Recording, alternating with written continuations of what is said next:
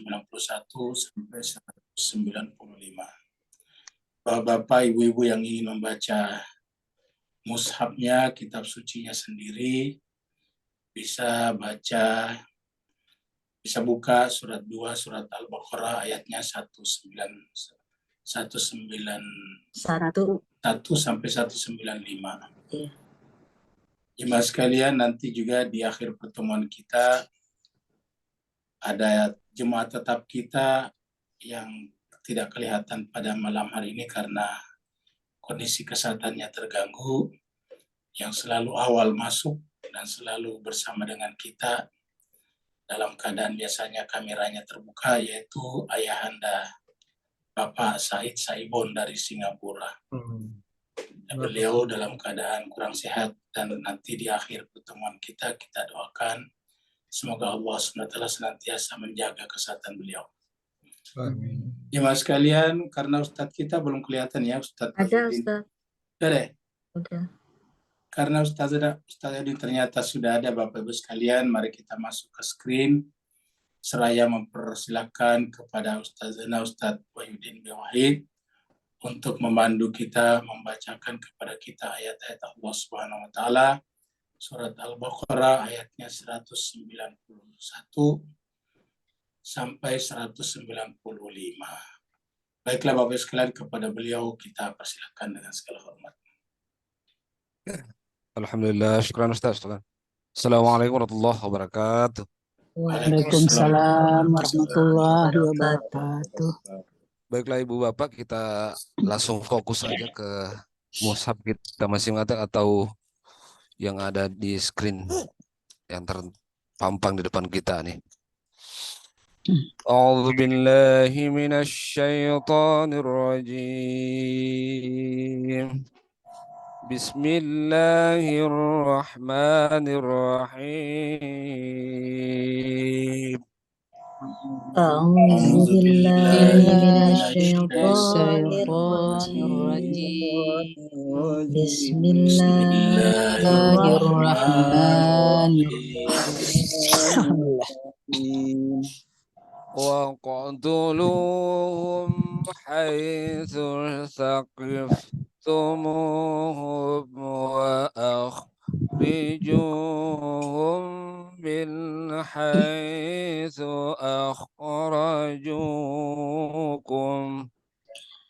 وَاقْتُلُوهُمْ حَيْثُ ثَقِفْتُمُوهُمْ وَأَخْرِجُوهُمْ حَيْثُ أَخْرَجُوكُمْ وَالْفِتْنَةُ أَشَدُّ مِنَ الْقَتْلِ وَالْفِتْنَةُ أَشَدُّ مِنَ الْقَتْلِ وَلَا تُقَاتِلُوهُمْ عِندَ الْمَسْجِدِ الْحَرَامِ حَتَّى يُقَاتِلُوكُمْ فِيهِ وَلَا تُقَاتِلُوهُمْ عِندَ الْمَسْجِدِ الْحَرَامِ حَتَّى يُقَاتِلُوكُمْ فِيهِ فَإِنْ قَاتَلُوكُمْ فَاقْتُلُوهُمْ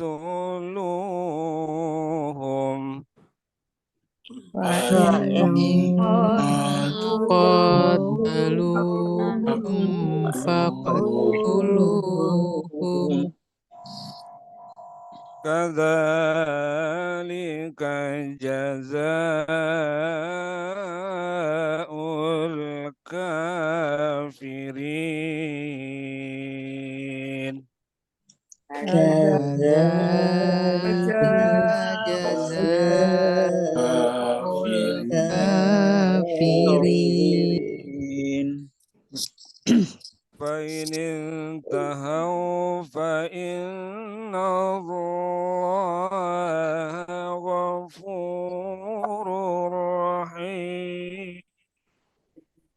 فإن الله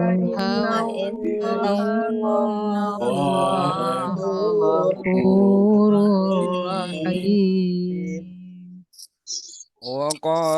وقاتلوهم حتى لا تكون فتنة ويكون الدين لله وقاتلوهم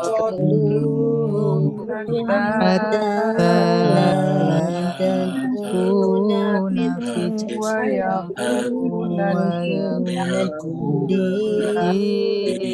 لله فإن انتهوا فلا عدوان إلا على الظالمين فإن انتهوا فلا عدوان إلا على الظالمين الشهر الحرام بالشهر الحرام والحرمات قصاص الشهر الحرام بالشهر الحرام والحرمات قصاص فمن اعتدى عليكم فاعتدوا عليه بمثل ما اعتدى عليكم فمن اعتدى عليكم فاعتدوا عليه بمثل ما اعتدى عليكم واتقوا الله واعلموا أن الله مع المتقين واتقوا الله واعلموا أن الله مع المتقين وأنفقوا في سبيل الله ولا تلقوا بأيديكم إلى التهلكة وأنفقوا في سبيل الله ولا تلقوا بأيديكم إلى التهلكة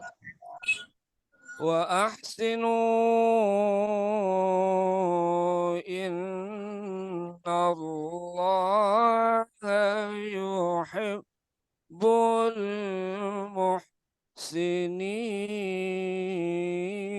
المحسنين وأحسنوا إن الله يحب المحسنين صدق الله العلي العظيم صدق الله العلي العظيم اللهم صل وسلم وزد وبارك على رسول الله وآله الأطهار على رسول الله اللهم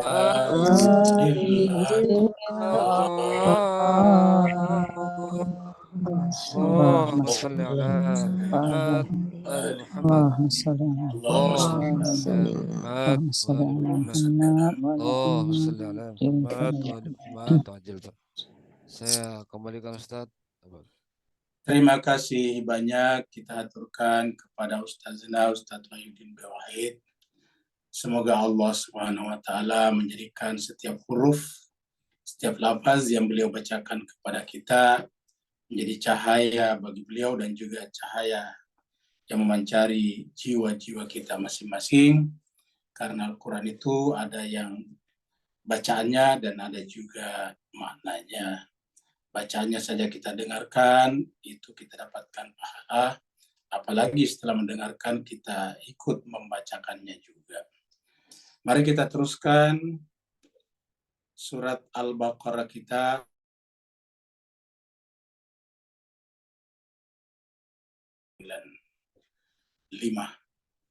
Surat Al-Baqarah sendiri artinya Al-Baqarah artinya sapi betina. Ini adalah urutannya nomor 2 dalam Al-Quran.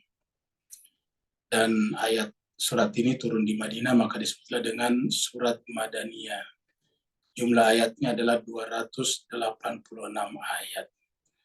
Dan tadi kita sudah baca sampai 195. Berarti tidak sampai 100 ayat lagi.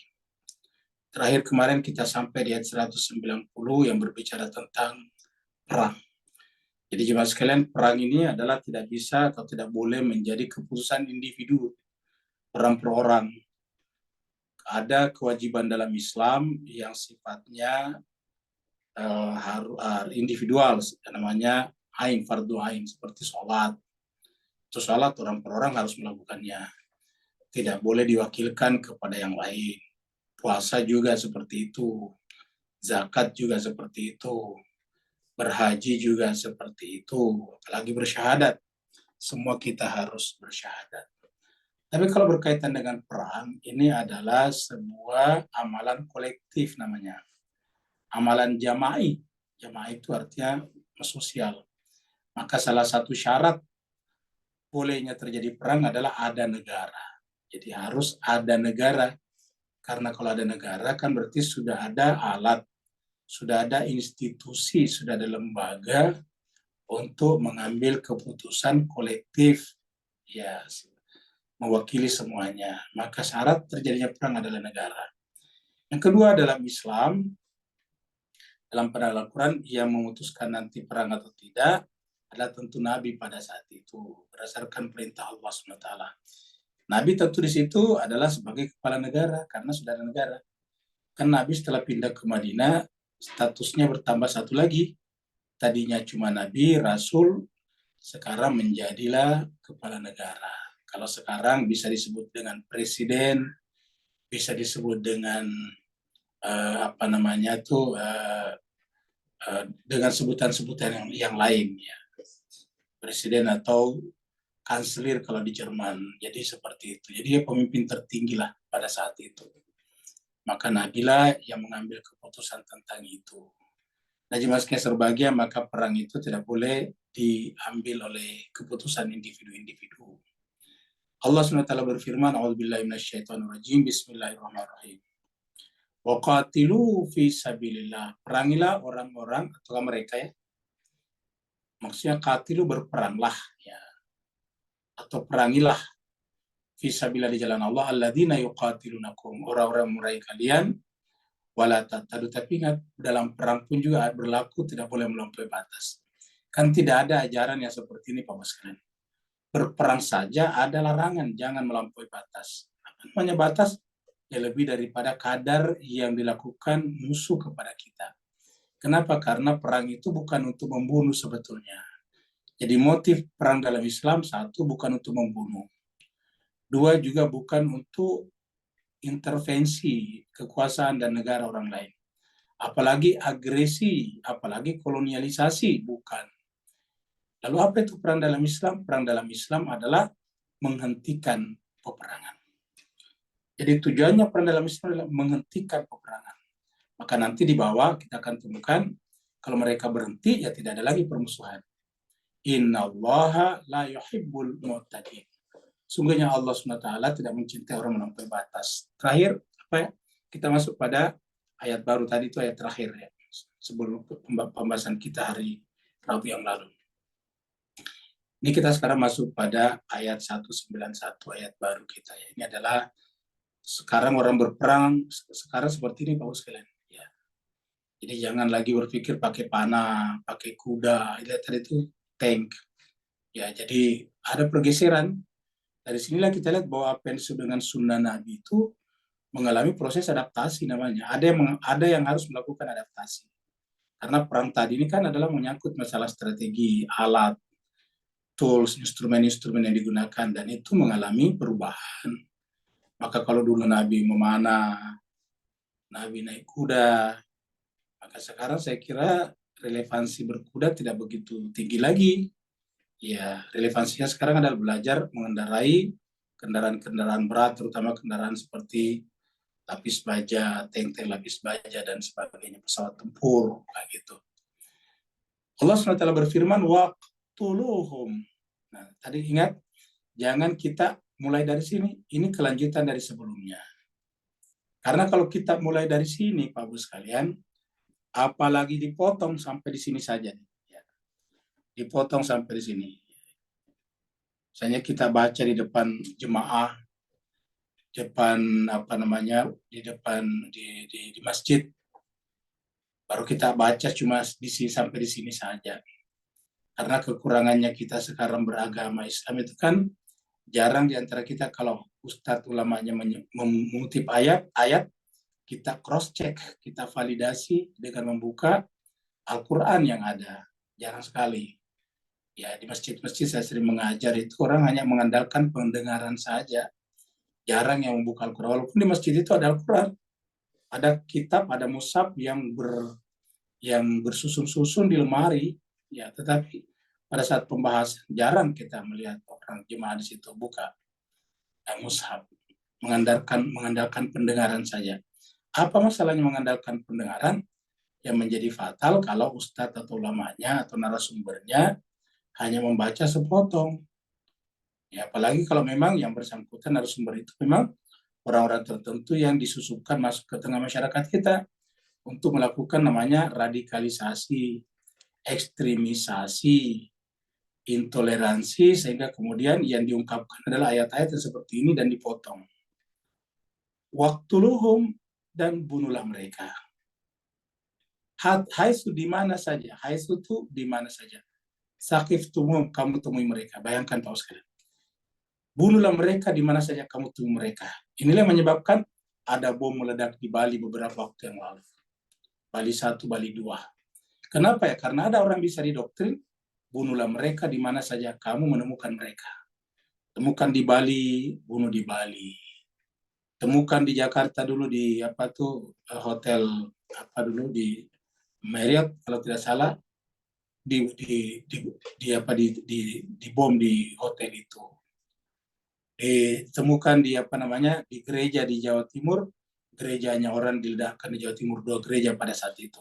Kenapa? Karena ini bayangkan Pak sekalian, kalau orang itu baru awal-awal muncul girah, semangat, spirit, ya, spirit Islamnya, pengen sekali tiba-tiba pengen sekali menghabiskan waktunya, umurnya, tenaganya, energinya, sumber dayanya untuk Islam, lalu ketemu dengan guru yang tidak tepat, lalu kemudian memotong-motong ayat seperti ini, lalu kemudian yang bersangkutan memahaminya juga seperti ini, akhirnya kemudian tinggal guru dalam tanda petik itu menyiapkan kepada mereka alat-alat, menyiapkan bom, menyiapkan alat peledak, menyiapkan senjata, amunisi, dan sebagainya. Nah, inilah yang menerangkan kenapa sering di tengah-tengah umat Islam ada orang yang seperti itu. Dan rata-rata negara umat Islam kacau balau ya karena seperti ini. Ya. Ada misalnya orang yang selalu bercita-cita untuk mendirikan negara Islam. Dan untuk melakukan itu ya harus melawan mereka, menentang. Siapa yang menentang ide mereka diidentikan dengan kafir misalnya. Walaupun dia muslim, walaupun dia sholat, kalau dia menentang negara Islam, seperti di luar negara Islam. Dan karenanya harus ditolak, dinegasikan, bahkan ditiadakan. Nah, kalau ini yang terjadi, Pak Bos sekalian, ini yang menyebabkan kemudian terjadinya kekacauan demi kekacauan di negara-negara, sebagian negara mayoritas Islam. Karena dipotong ayat ini. Waktuluhum haitsu sakitum, bunuhlah mereka di mana saja kamu temukan mereka. Ya. Padahal tadi kita sudah lihat di ayat di atas itu ayat 190 tadi, yaitu perangilah orang-orang yang memerangi kalian dan jangan melampaui batas. Apa artinya melampaui batas? Yaitu di luar dari wilayah yang diperangi. Kita sudah sampaikan ada wilayah yang diperangi kita. Ya, kemudian dia masuk di situ, ya kita hanya memerangi mereka di situ. Kita gambarkan di sini nih Pak Bos sekalian ya ini. Ya, kita ya di sini. Nah, kita gambarkan di sini. Katakanlah di sini kita punya wilayah ya. Kita punya wilayah seperti ini ya.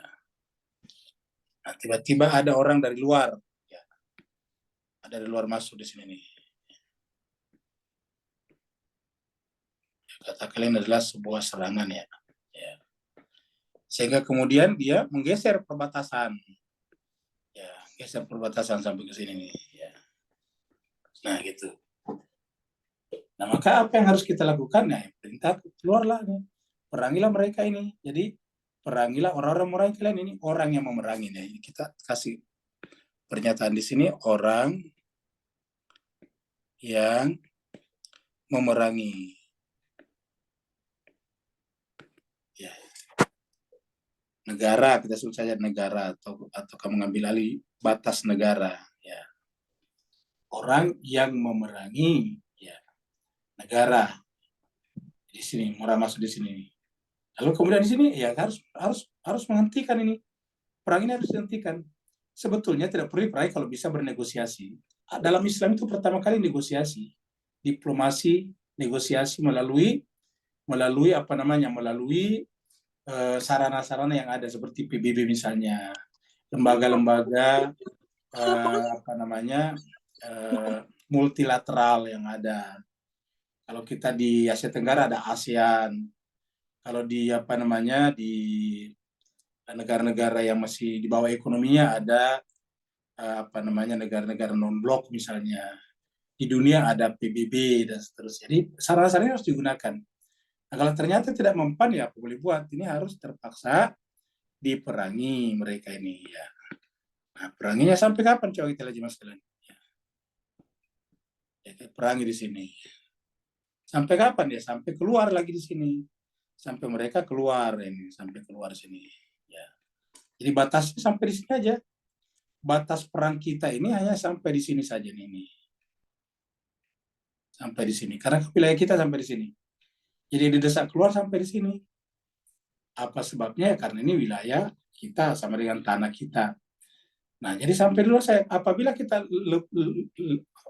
mengambil juga wilayah mereka, ya sama saja. Itu namanya melampaui batas. Jadi kata-kata perangilah mereka di mana? Kata-kata di mana saja haitsu saqiftumuhum di sini. Jadi kata-kata haitsu saqiftumuhum itu adalah di sini, ya. Jadi namanya haitsu saqiftumuhum itu adalah di sini. Jadi kita arsir di sini ini dia. Ya. Ini adalah wilayah haitsu saqiftumuhum, ya. Yang diarsir warna pink ini. Jadi mereka harus diperangi di sini sampai keluar lagi di sana, seperti itu jemaah sekalian. Nah, jadi berdasarkan ayat ini, waktuluhum haitsu saqiftumuhum.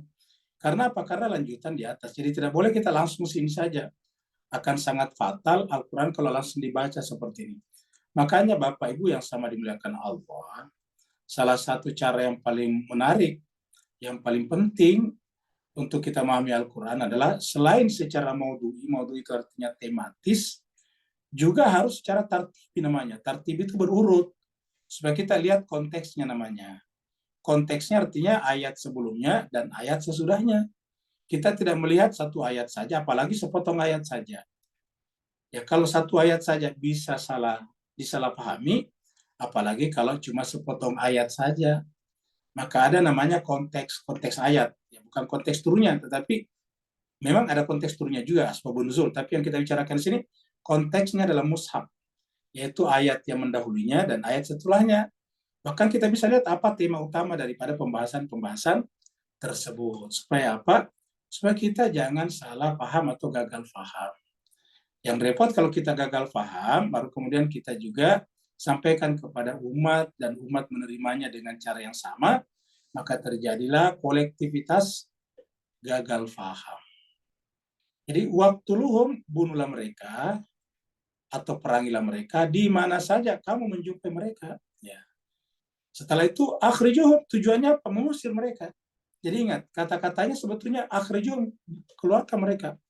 Jadi sebetulnya kata-kata waktu luhum di sini menurut saya, Pak sekalian, kelanjutan dari sebelumnya. Bukanlah membunuh sebetulnya, tapi perangilah mereka. Perangilah mereka dari mana saja, di mana saja mereka beri kalian. Karena kalau kita lihat, kalau dibunuh kan untuk apalagi diusir. Kan begitu jemaah sekalian.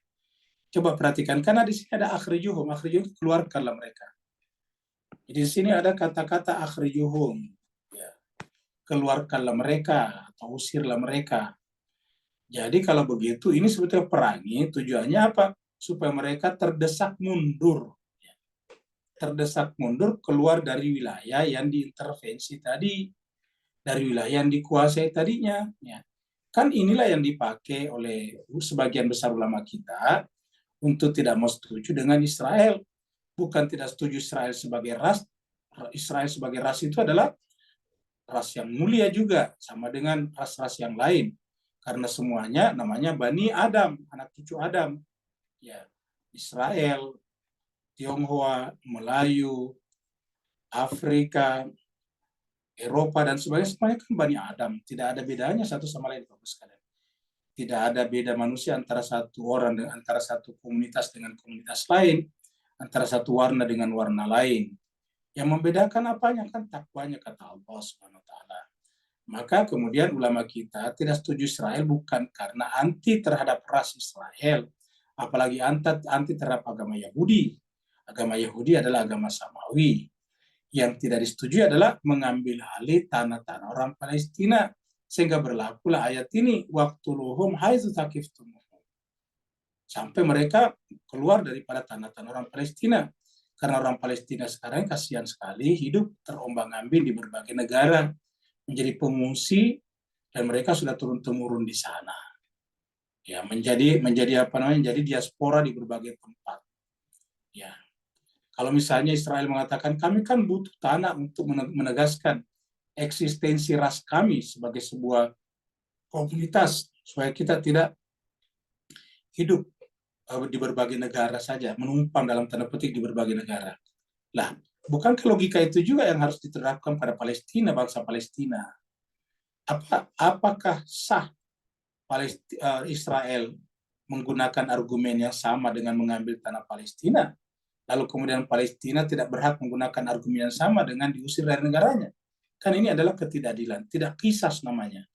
Pembahasan kita sebelum itu adalah kisas, setimbang. Ya. Jadi waktu luhum haitsu saqiftumuhum wa akhrijuhum, usirlah mereka, keluarkanlah mereka, min haitsu akhrajukum, dari arah mana saja. Min haitsu, dari mana saja, akhrajukum, mengusir kalian. Tadi mengusir dari wilayah itu tadi. Baru kemudian wal fitnatu asyaddu minal qatli. Nah, jemaah sekalian, di sini biasanya kalau Melayu ini atau kata Asia Tenggara ini,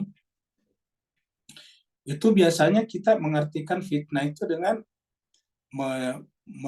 membicarakan keburukan orang dengan tidak benar. Jadi artinya kita menciptakan, mengarang cerita bahwa orang itu buruk padahal tidak buruk, orang itu pencuri padahal tidak mencuri, orang itu koruptor padahal bukan koruptor. Itu kan dalam bahasa kita fitnah, dalam bahasa kita di Asia Tenggara, terutama bahasa Melayu.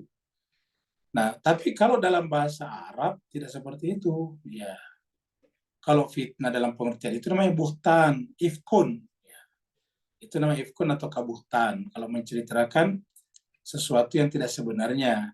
Lalu kalau fitnah itu apa? Ya, kalau fitnah itu adalah kerusakan sistem. Fitnah itu kerusakan sistem, kerusakan tatanan. Kalau mereka menyerang negara kan akan terjadi kekacauan. Ya, kita artikan fitnah ini adalah kekacauan, disorder, ya. Ataukah apa semacam chaos, ya. Terjadilah chaos di sini. Terjadilah disorder, terjadilah tatanan yang rusak, ya. Ingat, setiap tatanan yang rusak, Pak Bos, kan pasti yang lemah menjadi korbannya. Anak-anak jadi korbannya, wanita yang hamil jadi korbannya, orang-orang tua jadi korbannya. Yang kuat fisik yang menang karena bisa lari, bisa menyelamatkan diri dan sebagainya.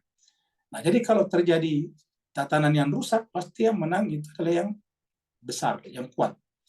Katakanlah misalnya ada hukum chaos dari sisi hukum, di mana hukum tidak berdasarkan keadilan, tapi berdasarkan misalnya berdasarkan kemampuan membayar misalnya.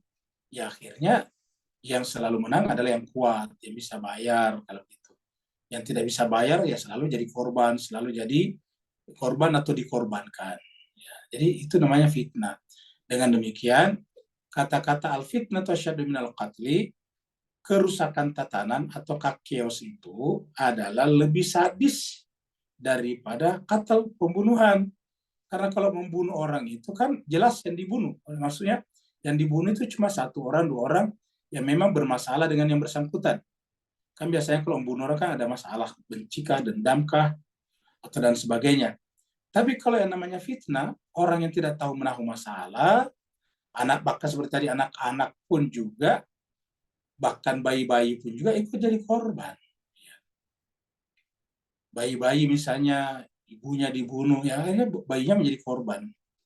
Jadi itu namanya al-fitnah itu asyaddu minal qatli. Jadi lebih sadis daripada pembunuhan. Karena kalau membunuh kan cuma satu, biasanya satu orang mampunya bunuh satu orang. Jarang orang satu orang bisa membunuh ratusan orang, ya jarang. Walaupun sekarang ada senjata otomatis, tapi kan biasanya begitu terdengar orang pada datang dan polisi pada datang juga, tentara datang akan melumpuhkan yang bersangkutan. Tapi kalau misalnya fitnah, fitnah itu kan ada kecenderungan tidak tahu siapa yang menciptakannya, tapi terjadi kekacauan. Ya selalu yang namanya pembuat kekacauan itu selalu berada di belakang tirai, di belakang layar, di belakang panggung. Ya, makanya terkadang disebut dengan aktor intelektual. Kenapa yang namanya pikiran kan tidak kelihatan. Yang kelihatan itu cuma tangan memegang golok itu kelihatan. Tapi pikiran yang memerintahkan itu tidak kelihatan. Makanya terkadang disebut dengan aktor intelektual. Karena apa? Karena dia menciptakan kerusuhan. Bayangkan kerusuhan yang terjadi di Sampit tempo hari di Kalimantan antara orang Dayak dengan Madura. Bayangkan yang terjadi di Maluku dulu antara orang Islam dan orang Kristen. Coba kita masukkan sebelahnya. Kan mereka sama-sama Bani Adam. Sama-sama satu negara, warga negara Indonesia misalnya. Kok bisa seperti itu? Dan orang semua tahu ada orang-orang tertentu, oknum-oknum tertentu, figur-figur tertentu yang berada di balik semua itu, yang menciptakan kekacauan itu. Ya. Artinya kalau dari sisi warga sendiri, warga itu tidak pernah rasis sebetulnya. Warga itu pada dasarnya dimanapun di dunia itu cenderung saling bantu-membantu, bahu-membahu, karena semuanya pada sama-sama ingin hidup. Nah, kalau terjadi fitnah itu biasanya ada aktor-aktor intelektual di belakangnya. Maka dikatakan ini, kata Al-Quran mengecamnya dengan kata-kata itu adalah asyaddu minal qatl. Sangat sadis, lebih sadis daripada membunuh. Wala tuqatiluhum indal masjidil haram. Dan janganlah kalian membunuh mereka indal masjidil haram. Ini juga larangan. Di masjidil haram tidak boleh dibunuh. Ya, bahkan berlaku juga siapa saja masuk tempat ibadahnya. Siapa saja masuk ke tempat ibadah Islam, misalnya masuk di masjid, tidak boleh dibunuh. Bahkan pada zaman Nabi, waktu Futuh Mekah, siapa saja yang tinggal di rumahnya. Itu kan waktu Nabi Futuh Mekah 3. Siapa yang tinggal di rumahnya, siapa yang berkumpul di Ka'bah, Baitullah, siapa yang berkumpul di rumahnya Abu Sofyan. Abu Sofyan pada saat itu adalah pemimpin mereka. Nabi mengatakan siapa yang berkumpul di tempat 3 ini, selamat. Ya. Jadi kan indah sekali jemaah sekalian. Apa sebabnya? Selama mereka berkumpul, tidak keluar dari rumahnya, atau berkumpul di Ka'bah, atau berkumpul di rumahnya Abu Sofyan, kan berarti bisa disimpulkan mereka tidak untuk melawan. Mereka tidak untuk berperang. Jadi seperti itu sederhananya. Maka Al-Quran mengatakan, kalau mereka masuk di Masjidil Haram, jangan perangi mereka. Kecuali kalau dari Masjidil Haram, agresif juga, menyerang juga. Hatta yuqatilukum fihi. Kecuali kalau mereka juga menyerang kalian di dalam Masjidil Haram. Fa'in qatalukum, apabila mereka memerangi kalian di dalam Masjidil Haram atau di tempat-tempat yang seharusnya tidak boleh terjadi perang, faqtuluhum, maka perangilah mereka. Kadzalika jazaa'ul kafirin, itulah balasan yang pantas bagi orang-orang kafir. Siapa kafir di sini? Yaitu tidak menaati aturan-aturan kehidupan bersama, termasuk aturan peperangan. Jadi kadzalika jazaa'ul kafirin. Makanya jemaah sekalian berbahagia, kata-kata fitnah ini bisa kita temukan di dalam surat Al-Anfal. Kita kembali dulu ke fitnah tadinya ini, bahwa fitnah itu adalah merusak tatanan. Kita lihat misalnya di dalam surat Al-Anfal, ya, kita lihat di sini. Kita lihat di surat Al-Anfal, surat yang ke-8, ya. Ayatnya 25, Bapak sekalian mau buka Al-Qur'annya, itu ayatnya 25, ya. Ini surat 8 Al-Anfal, ini ayatnya 25 nih, ya. Wattaqu, dan bertakwalah atau takutlah, ya. Fitnah tadi fitnah. Takutlah kepada fitnah. La tusibanna, yang tidak akan menimpa. La tusibanna, tidak akan menimpa alladzina, orang-orang, zalamu minkum khassata, tidak menimpa orang-orang zalim di antara kalian secara khusus. Kata-katanya indah sekali, Bapak sekalian. Fitnah itu tidak menimpa, efeknya tidak selamanya terdampak kepada orang yang zalim saja secara khusus. Ya, tetapi kepada siapa? Seluruh orang yang ada dalam masyarakat itu terdampak. Pedagang tidak bisa berdagang, petani takut pergi ke pertaniannya, bahkan ladang mereka dijarah, ya seperti itu. Apa namanya, toko-toko mereka juga dijarah, seperti itu. Bapak Ibu mengikuti kemarin kejadian di Philadelphia, ya, di Philadelphia, Amerika Serikat, toko-toko pada dijarah. Kenapa ya? Tidak bisa lagi, tanah tidak ada, hampir tidak ada pada saat itu. Ya. Jadi alladzina zalamu minkum khassatan. Bahkan bisa saja orang yang zalim ini tidak tertimpa musibahnya. Kenapa? Ya, dia sudah persiapkan sebelumnya, terutama aktor intelektualnya. Jadi aktor intelektualnya itu sudah mempersiapkan segala-galanya. Anaknya, keluarganya sudah diungsikan, bahkan mungkin ke luar negeri.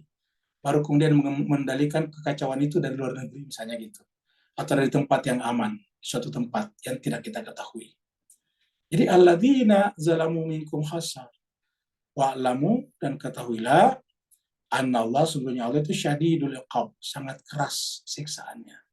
Jadi inilah yang namanya fitnah, tidak harap. Jangan kita bayangkan fitnah seperti kita kata-kata memfitnah dengan menyebutkan sesuatu yang buruk padahal tidak buruk, ya. Sekarang kita masuk pada 192. Ini adalah masih cerita perang. Nah, ini dia, perhatikan ya Mas. Jadi tadi kita katakan bahwa perang dalam Islam itu bukan untuk membunuh. Perang dalam Islam untuk menghentikan perang, ini dia nih. Jadi perang dalam Islam itu adalah menghentikan perang. Ya. Maka apabila syaratnya sudah terpenuhi, ya maka sudah tidak boleh ada peperangan lagi. Fa'inin tahau, apabila dia sudah berhenti, ya fa'innallaha ghafur rahim. Allah Maha Pengampun. Coba, luar biasa jemaah sekalian. Kalau mereka berhenti, ditutup dengan kata-kata ghafurur rahim. Ghafurur rahim. Kalau mereka sudah berhenti, maka ketahuilah sungguhnya Allah itu ghafurur rahim, Maha Pengampun lagi Maha Penyayang. Ya. Artinya apa jemaah sekalian berbahagia? Ya udahlah, kalau sudah selesai peperangan, berhenti dan sadar dan tidak mengulanginya lagi, Allah akan mengampuni mereka. Allah juga menyayangi mereka. Jadi kan benar-benar Islam ini tidak ada benci di sana, Pak sekalian. Jadi benar-benar peran dalam Islam itu adalah menghentikan peperangan, menghentikan agresi, intervensi, dan akuisisi negara lain terhadap negara yang lainnya. Seperti itu. Jadi kalau sudah berhenti, ya udah selesai di situ. Kita lihat lagi misalnya di sini jemaah sekalian. Ini. Kita lihat di surat ini At-Taubah, ya.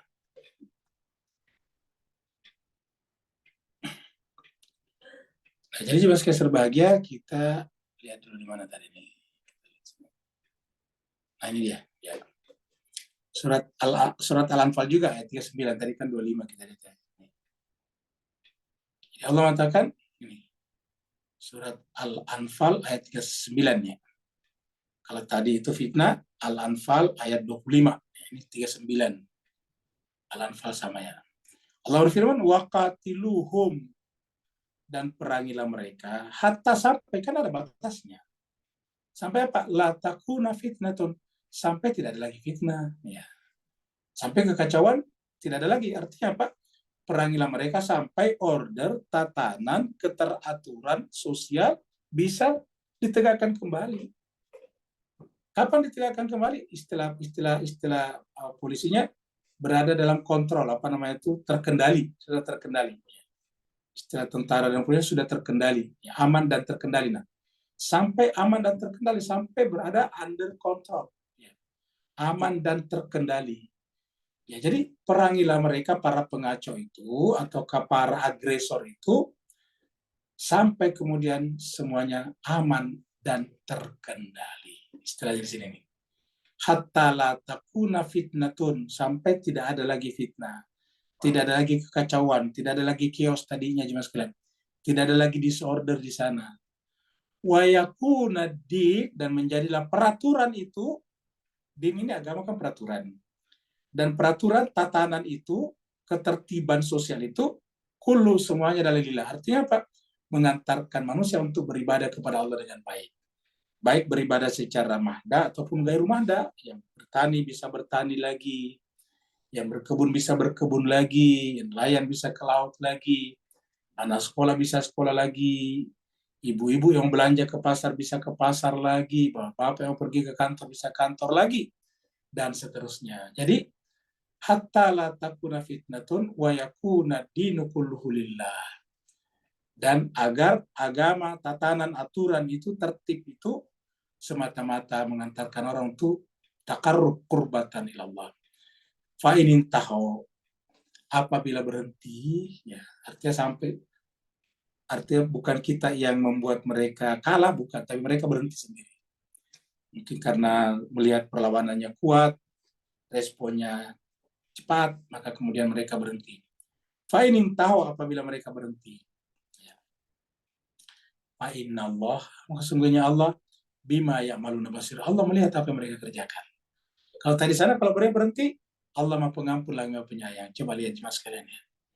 Fa'in tahu, fa'innallah ghafurun. Kalau mereka berhenti, Allah Maha Pengampun lagi Maha Penyayang. Kalau di sini kalau mereka berhenti, maka harusnya mereka tetap berhentinya itu bukan karena strategi, bukan karena taktik, bukan karena untuk mengulur-ulur waktu, tetapi benar-benar karena ingin berdamai kembali. Ya.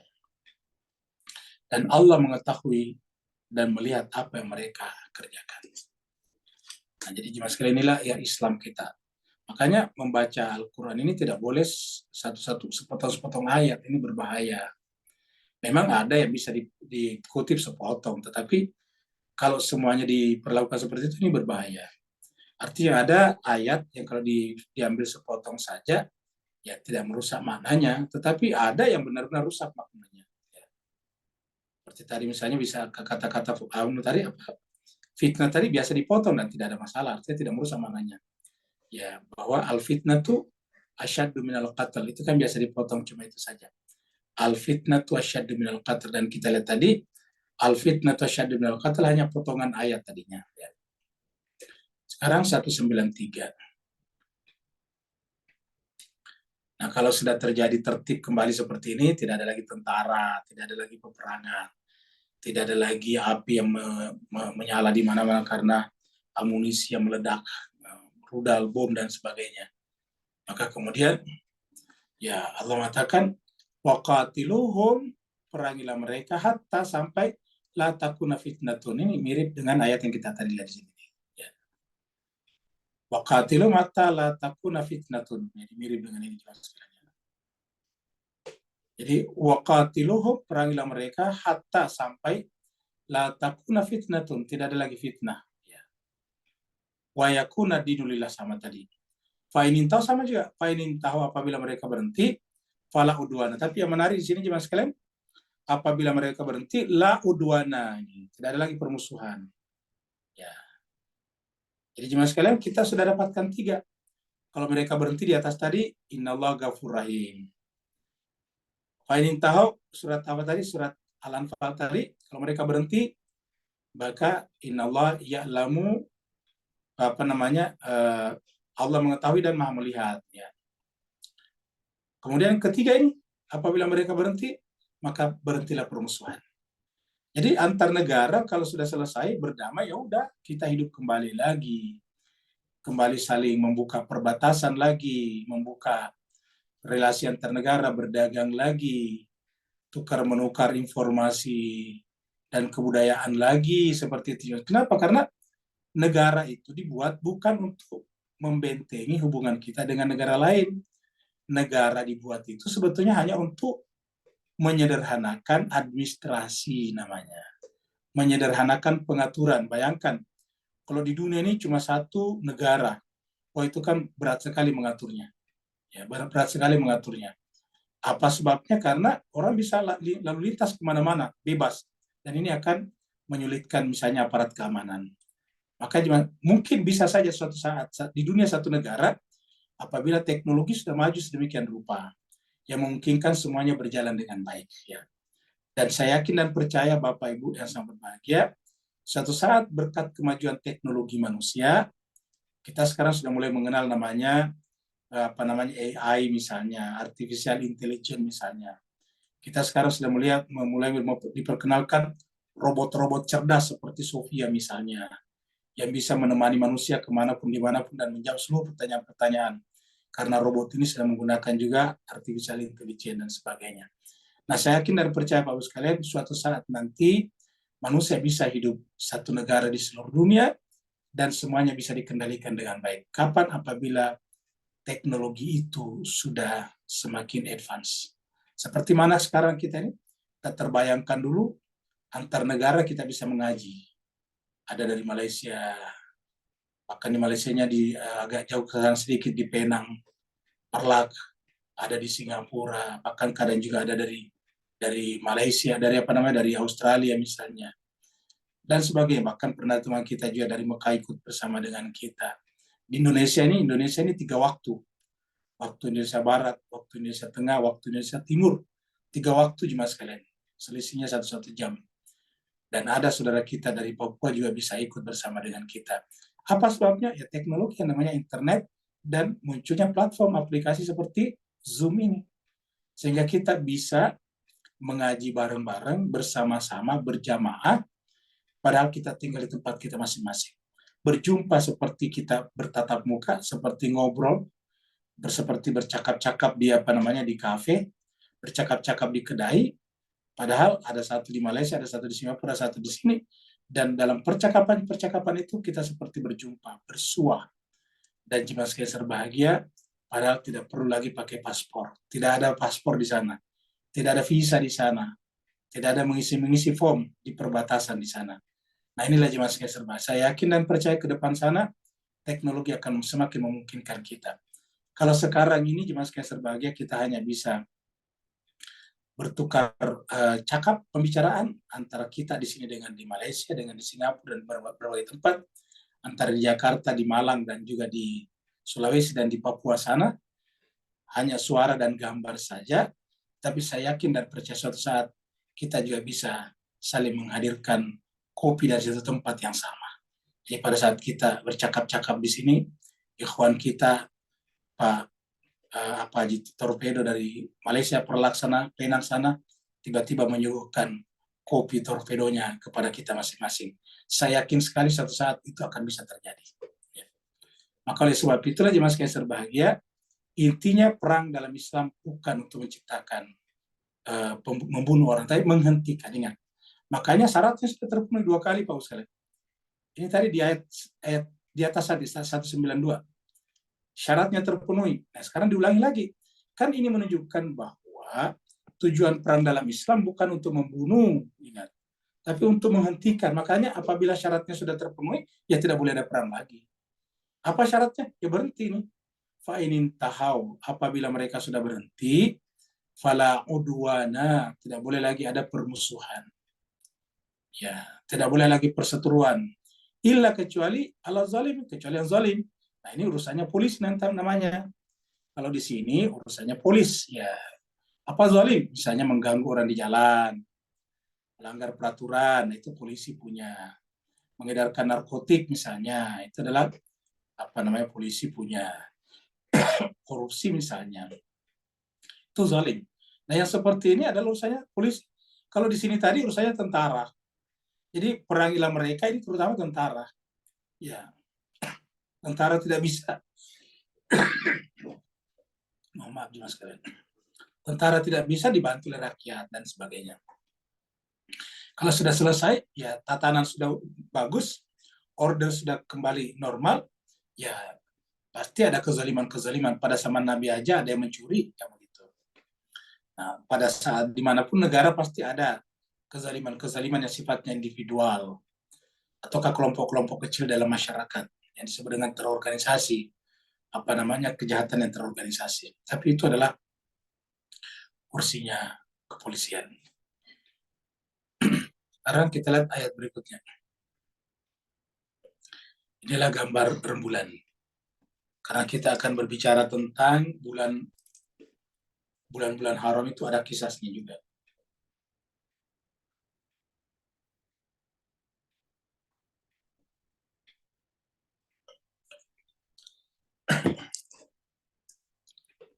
Allah berfirman, Asy-syahrul haram, bulan haram. Bisyaril haram, dengan bulan haram. Wal hurmatu, sesuatu yang terhormat harus ada kisahnya. Yang terhormat itu ya yang berkaitan dengan kehidupan kita. Karena kalau tidak terkait dengan kehidupan manusia, ya tidak ada istilah terhormat. Ya, bumi apa namanya, bulan sebagai bulan ya seperti itu. Matahari sebagai matahari seperti itu. Disebut terhormat apabila terhubung dengan manusia. Misalnya mobil, kereta tidak bisa dicuri. Kenapa? Ya karena kan ada punyanya. Siapa yang punya? Ya manusia. Seperti itu. Ya, jadi oleh sebab itulah apa namanya, terkait dengan manusia. Manusia apapun alasannya tidak boleh dibunuh kecuali melalui proses peradilan. Apa sebabnya? Manusia mulia. Kalau hewan bisa untuk dimakan, misalnya Allah izinkan kita untuk menyembelih sapi, kambing, domba dan sebagainya yang halal. Jadi asyarul haram bisyarul haram. Jadi artinya di bulan haram itu kita dilarang berperang. Tetapi kalau mereka memerangi, ya menjadi boleh. Tidak syarul haram bisyarul haram. Wal hurmatu qisasun. Setiap yang terhormat, hormat ini menjadi bahasa Indonesia, bahasa Melayu. Hormat, kehormatan, ya. Dan setiap kehormatan itu harus ada kisahnya. Karena kalau tidak ada, itulah yang bisa menjadi sumber datangnya kekacauan tadi. Bisa terjadi muncul disorder, tatanan yang rusak, fitnah. Ya. Maka setiap yang mulia itu adalah, makanya kan tanahnya orang mulia, tidak boleh kita ambil intervensi. Ya, kendaraannya orang, uangnya orang. Kenapa? Karena itu adalah kemuliaan. Jadi syarul haram bisyarul haram. Wal hurmatu qisasun. Setiap yang terhormat, yang mulia itu harus ada kisahnya. Maksudnya setimpal. Ya, pembalasan itu harus setimpal, sejajar. Disebutkan asyarul haram di sini karena ini adalah larangan di bulan haram. Ya, kita bisa lihat di dalam surat At-Taubah misalnya sini. Ya. Ayatnya 36 ini. Surat At-Taubah di atas ini, ayatnya 36 ini. Inna iddatash syuhuri indallah, sungguhnya jumlah bilangan bulan di sisi Allah, isna asyara syahra, jumlahnya adalah 12 bulan. Di mana fi kitabillah, tertera dalam kitab Allah. Yauma khalaqas samawati wal ardh, sejak Allah menciptakan langit dan bumi, minha, dari 12 itu, arba'atu hurumun, ada 4 bulan haram. Arba'atun hurumun, ada 4 daripadanya yang hurumun, dihormati tadi kan. Bagus ingat ya, yang dihormati. Kita sebut dengan bulan haram, berarti bulan dihormati. Jadi Masjidil Haram, masjid yang dihormati, kan begitu. Tiba-tiba ada yang bertanya, lalu bagaimana dengan minuman? Kok ada minuman yang dihormati? Minuman haram? Bukan sebetulnya. Yang dihormati itu manusianya. Karena terhormatnya manusia nggak cocok, nggak level, nggak tepat kalau dia minum minuman yang memabukkan. Karena manusia kalau mabuk itu bisa bunuh orang, bisa mengacau dan sebagainya. Berarti merusak kehormatannya. Dzalika dinul qayyim, itu agama yang lurus ini.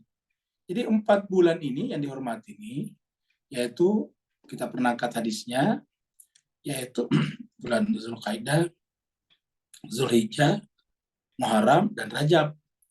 Dzalika dinul qayyim, menghormati bulan haram itu adalah termasuk tanda ad-dinul qayyim. Apa itu dinul qayyim? Tanda peraturan itu tegak. Al-qayyim itu kan tegak. Jadi kalau sudah menghormati ini, kan berarti adalah tidak memberi tempat bagi terjadinya peperangan yang berkelanjutan. Ya, harus ada ceasefire di sana. Maka itulah tanda ad-dinul qayyim. Fala tazlimu fihinna, maka janganlah kalian melakukan perbuatan zalim di dalamnya. Ya, anfusakum. La tazlimu fihinna anfusakum. Wa qatilul musyrikina kafatan. Nah, tetapi tadi, kenapa berlaku ini? Yaitu tadi ini.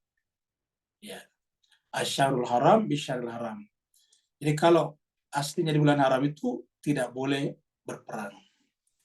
Tetapi apabila kita dalam kondisi diperangi, maka ya tidak boleh boleh berperang, boleh melawan atau boleh menghentikan peperangan itu. Seperti juga tadi Masjidil Haram sama tadi kan, Masjidil Haram tadi ada juga.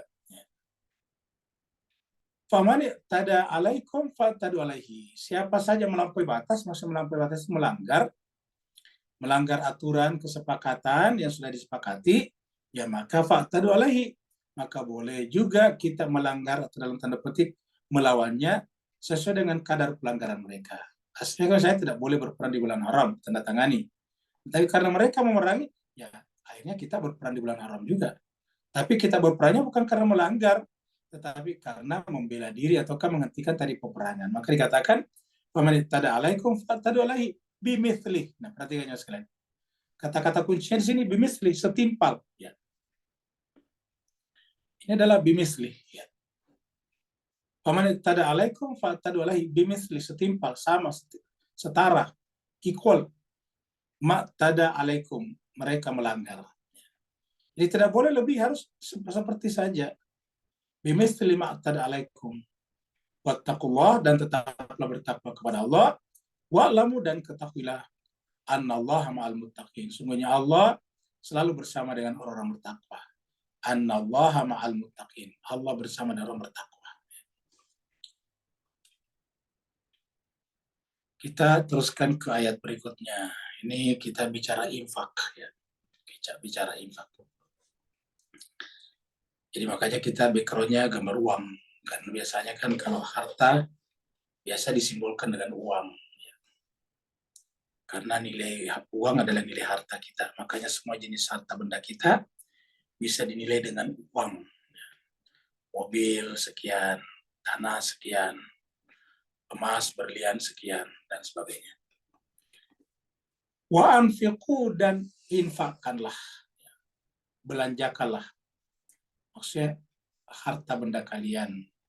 Fi sabilillah, di jalan Allah. Jadi harus caranya di jalan Allah. Apa arti jalan Allah? Di jalan yang benar.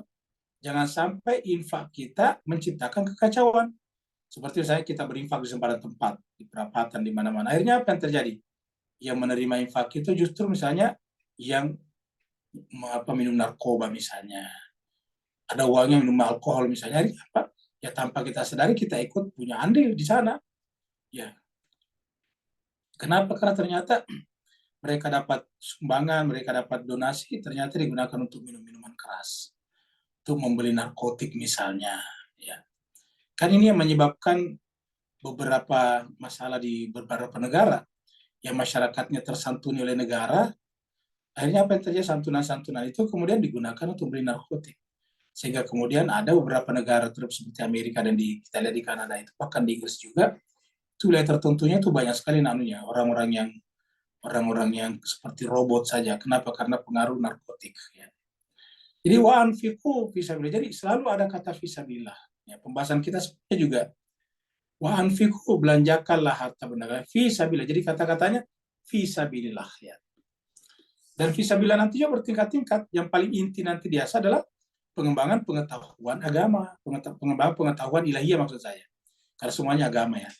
Pengetahuan ketuhanan, pengetahuan kitabiah Al-Quran, itu yang paling tinggi. Pengetahuan yang berkenaan dengan marifat kepada Allah SWT. Berkenaan dengan marifat kepada diri kita sendiri. Nah, itu dia.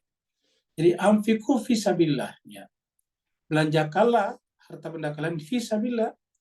Wala tulqu, dan janganlah kalian tulqu, menjatuhkan biaidikum, dengan tangan kalian sendiri, ila tahlukati, ke dalam kebinasaan. Coba Bapak Ibu sekalian merenungkan ayat ini. Ini kan satu ayat ya. Dimulai dengan perintah infak. Baru ada larangan di sini. Kita tahu Bapak Ibu sekalian ini adalah amr ini. Perintah, kata kerja perintah. Sedangkan ini adalah nahi ini. Ini. Larangan. Larangan perintah juga sebetulnya. Perintah untuk tidak, ingat. Di larangan itu adalah perintah untuk tidak. Ya. Perintah untuk tidak makan daging haram. Itu namanya larangan. Ya. Jadi anfiku, ya, infakkanlah, belanjakanlah harta benda kalian fisabilillah, wala, tapi, dan jangan tulku, menjatuhkan, melemparkan, biadikum, dengan tangan kalian sendiri. Maksud begini, kalau kita bahasa dengan bahasa kita,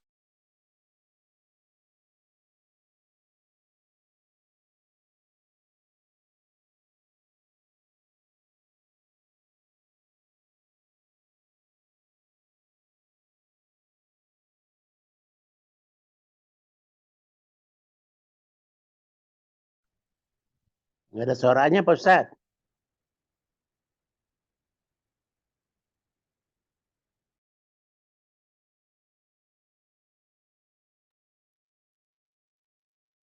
Oh, hilang ya? Suara hilang. Linknya terputus kayak linknya ya.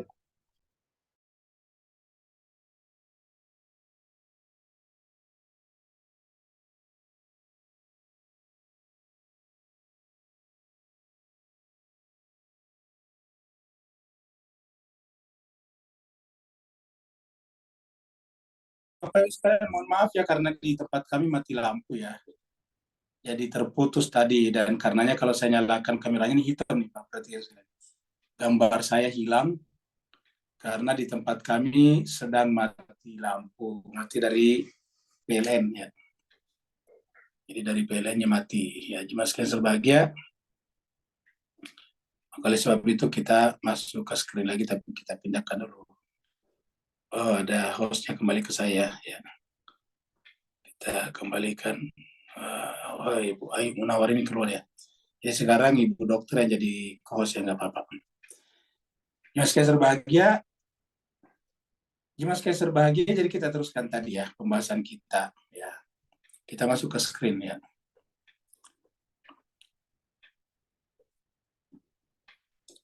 Nah, jemaah sekalian, ini gambar saya hitam jadinya ya, karena itu lampunya mati. Jadi kayak kelihatan kayak tuyul.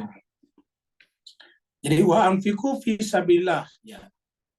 Dan ini bisa pakai internet ini karena pakai handphone tadi, pakai wifi.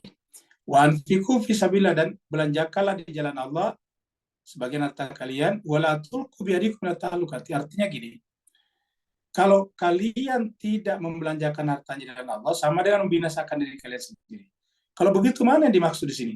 Tentu yang sangat mendasar. Itu pertama tadi menyangkut masalah pengetahuan. Yang kedua adalah masalah kenegaraan, sosial. Karena kalau tidak ada lagi yang membayar pajak, menyumbang negara, berinfak untuk kepentingan negara, ya maka kemudian siapa yang menjaga keamanan, ketertiban sosial, dan sebagainya. Nah, jadi pertama sekali, karena berdasarkan Al-Quran itu dari Iqra dulu, belajar dulu, maka sedapat mungkin infak ini adalah ke jalan Allah, itu adalah pertama pengetahuan, Pak sekalian. Kalau kita tidak ke situ, ya kita selalu tertinggal. Ya. Infak itu aslinya dalam Islam tidak boleh sembarang sih sebetulnya. Kalau di dalam Al-Quran diatur semua. Coba kita lihat misalnya di dalam surat surat Al-Baqarah ya. Kita lihat di sini ada surat Al-Baqarah ya. Inilah kurang lebih di sini nih. Ya. Nah, kepada siapa kita berinfak? Ini lil fuqara. Ini kan di atasnya infak, Mas kalian. Ini di atasnya ini adalah 272 ya. Ya, 272. Ini wa ma tunfiqu. Kita potong di sini wa ma tunfiqu illa ibtigha'a wajhillah. Dan apa saja yang kita infakkan tidak boleh punya niat kecuali ibtigha'a wajhillah. Ya. Jadi apa saja yang kita infakkan, belanjakan di jalan Allah, tujuannya adalah ibtigha'a wajhillah, adalah mendekatkan diri kepada Allah. Wa ma tunfiqu min khairin, dan apa saja yang kalian infakkan dalam bentuk khairin, kebaikan, bisa harta benda, bisa tenaga, pikiran, dan sebagainya, yuwaffa ilaikum, pasti Allah akan membalaskan kepada kalian. Wa antum la tuzlamun, dan kalian tidak mungkin terzalimi. Nah, ini sudah jelas. Wa ma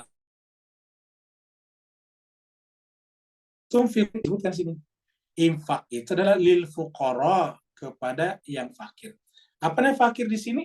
Jangan bayangkan fakir dan bukan miskin, Papa. Orang yang butuh sokongan dana, butuh sokongan untuk mengembangkan agama. Ya, makanya disebutkan di sini. Lil fuqara alladzina usiru fi sabilillah. Orang-orang yang sangat butuh karena usiru fi sabilillah, telah mencemplungkan dirinya di jalan Allah.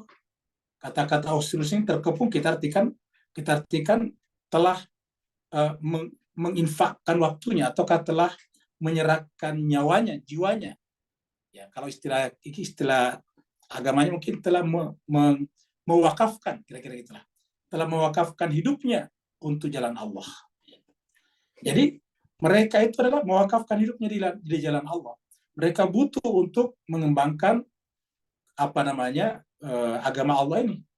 Nah, karena mereka telah mewakafkan hidupnya di jalan Allah, semua aktivitasnya, waktunya hanya untuk itu. La yastati'una darban fil ard. Mereka tidak sanggup lagi, bukan tidak boleh ya, tetapi karena tidak ada waktunya lagi. La yastati'una darban fil ard. Mereka tidak bisa lagi berusaha mencari nafkah langsung di muka bumi. Mereka tidak bisa bertani lagi. Mereka tidak bisa berkebun lagi. Mereka tidak bisa turun ke laut menjadi nelayan lagi. Kenapa? Karena usiru fi sabilillah, telah mewakafkan seluruh hidupnya di jalan Allah. Yasabuhumul jahilu, orang-orang yang tidak punya pengetahuan tentang kebenaran, ketuhanan, dan sebagainya, tentang ilmu pengetahuan, mereka itu menyangka yasabuhul jahil, agnia, mereka orang kaya, orang berada. Mereka mengatakan lah, dia kan orang berada. Apa sebabnya? Minat, karena tidak pernah minta-minta. Tidak pernah minta-minta. Dalam aktivitas fisabilillah, tidak pernah minta-minta, tidak pernah pasang rekening misalnya di situ. Kan ada seperti itu. Jadi, yasabuhul jahilu agniya minat ta'afufi. Mereka itu, ini, orang-orang jahil, kata-kata jahil di sini kan, kita pernah sampaikan jahil itu lawan daripada akil, orang berakal. Jadi artinya orang yang tidak memiliki kemampuan analisa, kemampuan berpikir yang cukup dalam, tidak memiliki pisau analisa nalar, intelek, maka menyangka bahwa itu orang berada, agnia, menyangka orang berada. Ya, kenapa? Karena ya tetap aja jalan. Minat ta'afuf, tidak pernah minta-minta, minat ta'afuf. Ya. Bagaimana caranya? Kamu hanya bisa mengenal mereka dengan sifat-sifat mereka, dengan tanda-tanda. Ta'rifum bisimahum. Kamu hanya bisa mengenal mereka dari sifat mereka. Kamu tidak akan pernah melihat dari ucapan lisan mereka. Kenapa? Karena tidak pernah meminta-minta. Baik secara langsung ataupun secara isyarat. Kan ada juga, Pak sekalian, tidak meminta secara langsung, tapi isyarat. Nah, ini tidak ada isyarat. Jadi, sehingga apa yang terjadi? Kita hanya bisa melihat daripada sifat mereka. Kita melihat daripada aktivitas mereka. Ta'rifum bisimahum. La yas'aluna nasa. Mereka tidak pernah minta kepada manusia. Ini Al-Quran mengatakan, Pak sekalian. Artinya apa? Artinya kita lihat dalam aktivitas keagamaan kita selama ini masih banyak perlu diperbaiki. Kenapa? Karena kita cenderung sedikit-sedikit meminta, sedikit-sedikit meminta. Padahal orang yang beraktivitas di jalan Allah tadi fisabilillah, ini adalah la yas'aluna nasa. Tidak pernah minta kepada manusia, apalagi ilhafa. Ilhafa itu artinya memberikan semacam isyarat. Ya, mendesak dalam tanda petik bukan berarti mengancam, tapi mendesak nih. La yas'aluna nasa ilhafa. Baru dikatakan wa ma tunfiqu min khairin fa innallaha bi'alim. Apa saja yang kalian infakkan di jalan Allah, pasti Allah mengetahui. Ini jemaah sekalian, pasti Allah mengetahuinya. Nah, dengan demikian jemaah sekalian berbahagia, berinfak pun disebut dengan di jalan Allah di sini. Ya. Anfiku fi sabilillah, berinfaklah di jalan Allah. Itu maksudnya. Kalau tidak begitu ya nanti tatanan tidak bagus. Kita bisa mengurangi kemiskinan iya, tetapi tetap aja ingat, yang menciptakan kerusuhan itu tidak selamanya orang miskin. Adalah kita keliru mengatakan bahwa yang menciptakan kerusuhan itu adalah orang miskin. Ini keliru. Kita telah menyelartikan orang miskin. Terus terang jiwa sekalian berbahagia, justru kekacauan di dunia ini dilakukan oleh orang-orang yang memiliki tingkat status sosial yang lebih tinggi. Contohnya misalnya, siapa yang menjajah negara-negara dulu yang paling lama? Kan negara maju, ya, bukan negara miskin loh. Ya. Yang menjajah dulu kolonialisme kan negara-negara maju, negara maju, artinya ekonominya bagus, ya. Industri, negara industri, ya, teknologinya sangat canggih, sophisticated, seperti itu. Sampai sekarang juga bikin korupsi-korupsi, misalnya koruptor misalnya. Apakah orang miskin? Bukan. Ya, banyak kan orang-orang sudah punya duit dan sebagainya. Nah, jadi jemaah sekalian berbahagia yang membuat kekecewaan, jangan kita menganggap orang miskin. Oleh sebab itulah dikatakan anfiku fisabilillah wala tulqu biaidikum ila tahlukati. Baru wahsinu, berbuat baiklah. Innallaha yuhibbul muhsinin. Jadi selalulah berbuat baik. Artinya hidup ini apa itu berbuat baik? Apapun yang kita miliki harus saling mendukung di dalam jalan Allah. Kalau tidak ya kita kalah dengan kebatilan. Sayyidina Ali bin Abi Thalib karramallahu wajhah pernah mengatakan bahwa kejahatan yang terorganisir bin nizam itu bisa mengalahkan pejuang kebenaran tapi tidak terorganisir. Kata terorganisir di sini jangan bayangkan punya organisasi itu munculnya belakangan. Kata terorganisir itu artinya ada saling bantu membantunya satu sama lain untuk merunning ini agama Allah SWT. Innallaha yuhibbul muhsinin. Allah mencintai orang-orang yang muhsin. Nah, Bapak Ibu yang sangat berbahagia, inilah mungkin pertemuan kita pada malam hari ini. Mudah-mudahan ada manfaatnya. Dan kalau benar dari Allah, ada kekurangan dan kehilafannya dari kekurangan Al-Fakir sendiri, mohon dimaafkan. Dan gambarnya agak gelap karena sampai sekarang masih mati lampu. Maka kepada Bapak Ibu yang ingin bertanya, dipersilakan dengan segala hormat.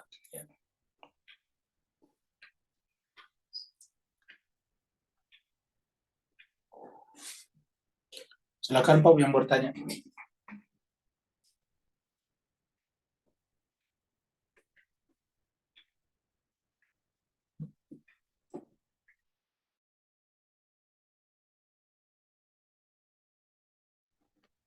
Ustaz, Assalamualaikum Ustaz.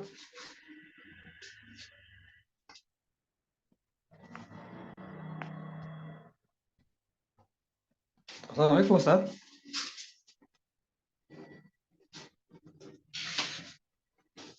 Suaranya hilang kayak. Assalamualaikum Ustaz.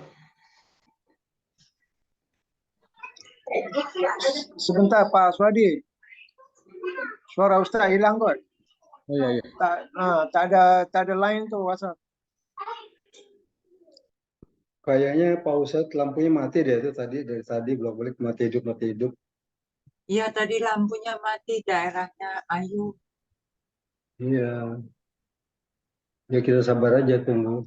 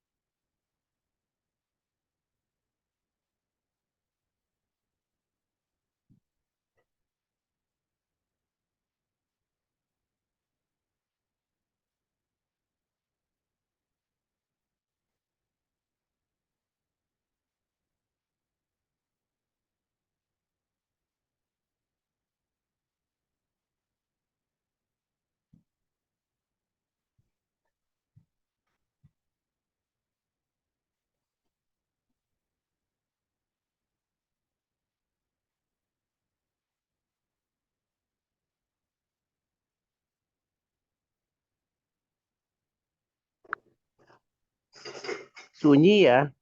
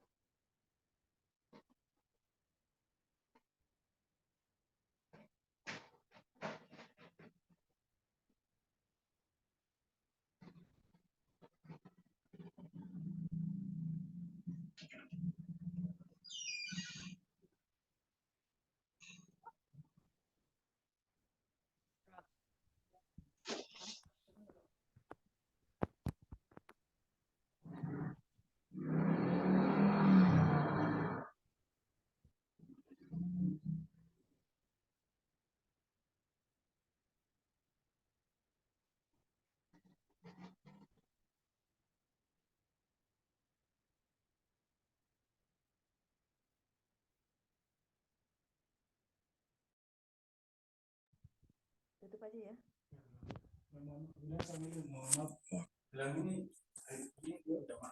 Iya. Assalamualaikum Bapak Ibu. Assalamualaikum. Ya, ayo. Salam Waalaikumsalam, Bu Ayu. Waalaikumsalam warahmatullahi wabarakatuh. Bayu. Bapak Ibu sekalian, mohon maaf ya karena ini ya handphone saya internet saya benar-benar mati nih, laptopnya mati, handphonenya juga. Oh ya Kak. Apa Ustaz? Enggak apa-apa, Sabar Pak. menanti. Enggak apa-apa, Ustaz. Sabar menanti. Baik. Kalau ada yang mau bertanya silakan. Baru kita tutup. Pak Suwandi. Pak Suwandi mau bertanya, Ustaz. Oh ya, silakan Pak Suwandi. Silakan Pak Suwandi.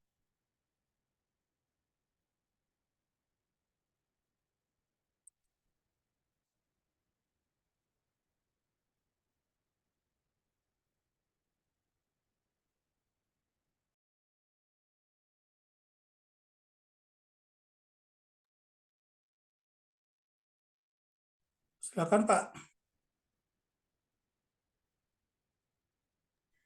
Sudah keluar nampaknya Pak Suwandi, Pak Ustadz. Udah ya, oke. Kalau gitu kita tutup dengan doa aja ya. Baik Ustadz, doa dulu Ustadz. Kita doakan ayahanda yang sedang sakit ya. Ya baik Ustaz. Bismillahirrahmanirrahim. Alhamdulillahirabbil alamin, hamdan syakirin, hamdan na'imin. Hamdan yuafi ni'amahu wa yukafi'u mazidah. Ya Rabbana lakal hamdu kama yanbaghi li jalali wajhikal karim azimi sultanik. Allahumma salli ala Muhammadin wa ali Muhammad. Allahumma rabbana la tuzigh qulubana ba'da idh hadaitana wa hab lana min ladunka rahmatan innaka antal wahhab. Allahumma rabbana ighfir lana dhunubana wa liwalidina warhamhuma kama rabbayana shighara wa li jami'il muslimina wal muslimat wal mu'minina wal mu'minat al ahya'i minhum wal amwat birahmatika ya arhamar rahimin. Khususan ya Allah untuk ayahanda kami, orang tua kami, jemaat tetap kami, pecinta kitab suci-Mu ya Allah ya Tuhan kami, yaitu ayahanda Bapak Said Saibon sedang sakit ya Allah ya Tuhan kami. Berikanlah kesembuhan kepadanya dengan kesembuhan yang sempurna. Angkatlah penyakitnya, hilangkanlah sebab-sebabnya. Jadikanlah penyakitnya sebagai asbab Engkau ampunkan segala dosa dan kesalahannya. Kamu tanamkan banyak sifat-sifat ikhlas, sabar, ridho, dan tawakal. Dan kamu penuhi seluruh kebutuhan lahir dan batinnya. Jadikanlah penyakitnya Allah Tuhan kami sebagai sebab Engkau dekatkan beliau kepadamu ya Allah Tuhan kami. Kami bersaksi beliau sangat mencintai ya Allah dengan mencintai kita. Beliau hampir tidak pernah alpa, tidak hadir bersama dengan kami Allah Tuhan kami. Maka Allah jadikanlah suci-Mu, ayat-ayatnya sebagai syifa, sebagai obat, sebagai penyembuh baginya Allah Tuhan kami, penyembuh untuk lahir dan batinnya. Dan siapa saja yang hadir bersama kami pada malam hari ini Allah, angkatlah derajat mereka, tunaikanlah hajat mereka, dekatkanlah mereka kepada ya Tuhan kami. Jadikanlah keluarga mereka keluarga yang sakinah mawaddah warahmah. Jadikanlah anak-anak yang soleh dan soleha. Allahumma rabbana atina fid dunya hasanah wa fil akhirati hasanah wa qina adzabannar. Wa sallallahu ala sayyidina Muhammad. Subhana rabbika rabbil izzati amma yasifun wa salamun alal mursalin. Walhamdulillahi rabbil alamin wa alafu minkum. Wassalamualaikum warahmatullahi wabarakatuh. Waalaikumsalam warahmatullahi warahmatullahi wabarakatuh. wabarakatuh. Terima kasih Terima Ustaz kasih banyak semuanya. Ustaz. Assalamualaikum. Bu Ayu. Assalamualaikum. Selamat malam Bu semua Ayu. Bapak-bapak Ibu. Terima kasih Ustaz. Assalamualaikum. Syukran Ustaz, syukran. Bapak Ibu semuanya. Terima kasih Mohon Ustaz maaf, Bayu. jemaah semua, mohon izin. Assalamualaikum warahmatullahi Assalamualaikum wabarakatuh. warahmatullahi wabarakatuh. Afwan Ustaz, afwan. Terima kasih Pak Ustadz. Kurang kasiran Ustaz, Bu Ayu semuanya. Assalamualaikum. Ya, Pak Nir. Atin.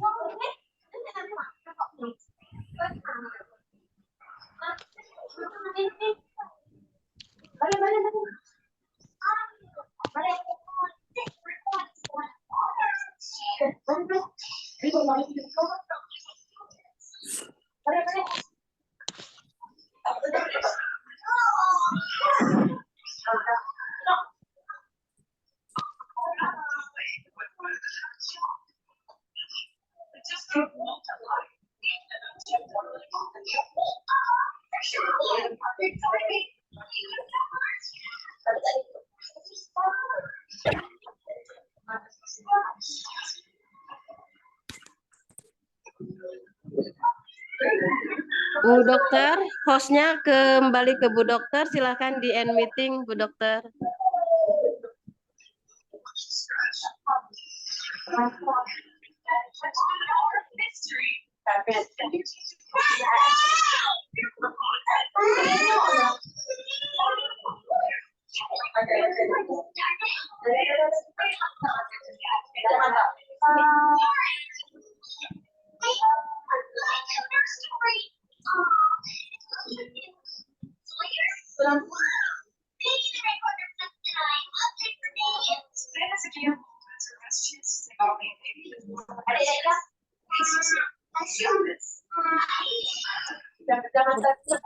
Ya, belum itu ya, belum dimatiin.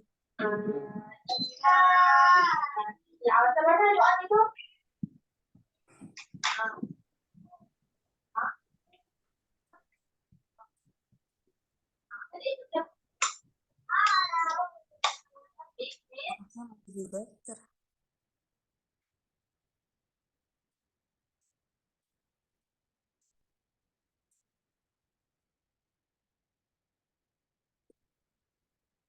Lampunya mati semua. Mm-mm. Ya, recordingnya belum di stop itu Ibu.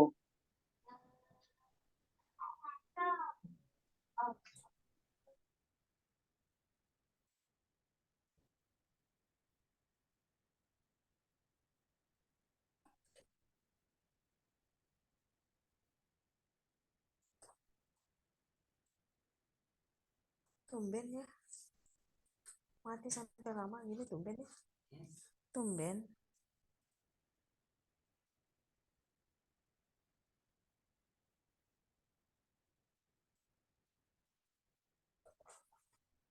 Supaya kita merasakan nikmatnya lampu. Kenapa, Pak? Gak apa-apa biar kita merasakan nikmatnya lampu.